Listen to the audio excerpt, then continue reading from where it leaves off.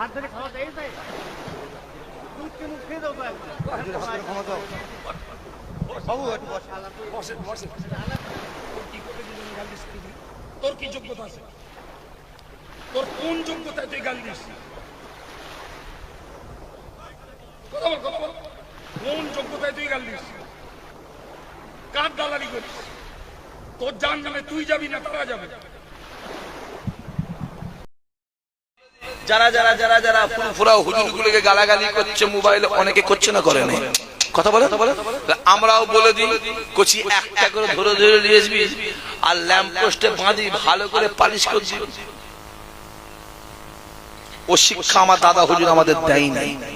স্টেজে নিয়ে তাকে মাপ চাওয়া চাই, জানো মনে হচ্ছে কি একটা অন্যায় করে ফেলেছে।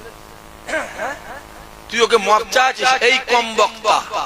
তুই তো মেজো হুজুর কেবলাকে বলেছিস এলেম কলসির মতো। ঠিক বোঝেন ভুল বোঝ, কথা বলেন না। তুই তো বলেছিস সাইফুদ্দিন হুজুরকে বলেছিস পুরো ভাম, যেটা হবে না। তোর ভাই তো ওমর হুজুরকে, যাকে দেখলে যার গলাটা শুনলে মানুষের চোখ থেকে পানি আসে, তোর ভাই তো বলেছে যে ওমর হুজুরের গলাটা কুকুরের মতো, জোরে হবে না। তোর ভাই তো বলেছে রাসূলুল্লাহ ভিখারির বাচ্চা। যে আমরা অর্ডার দিয়ে দিই যে এরপরে ধরে পেট, কথা বুঝতে পারছেন না? আমরা বলে দিই আমাদের লোকগুলোকে, যেখানে জলসায় যাবি ধরবি আর একটা করে ধরে ধরে নিয়ে তোর লোকগুলো সোশ্যাল মিডিয়ায় দাদা হুজুর গাল দিচ্ছে, পাঁচ হুজুরকে ছোট বড় কথা বলছে, হ্যাঁ ফুরফুরা হুজুরদের গালাগালি করছে, আরো আলেমরা গালাগালি করছে। আমরাও বলে দিই যেখানে পাবি সেখানে ধরে নিয়ে না রে পাগল, জোর করে ভালোবাসা হয়নি রে পাগলা, দেখারে মহাব্বতে রাসূলুল্লাহ পাওয়া যায়। জোরে বলে, আরো জোরে হবে না। দেখতে পাচ্ছেন কি চলছে?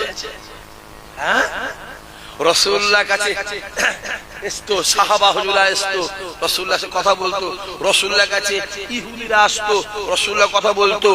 রাসূলুল্লাহ ঈমানদারদের সঙ্গে যে ব্যবহারটা করতো, ওই ব্যবহারটা রাসূলুল্লাহ বেদিনদের সাথেও করতো।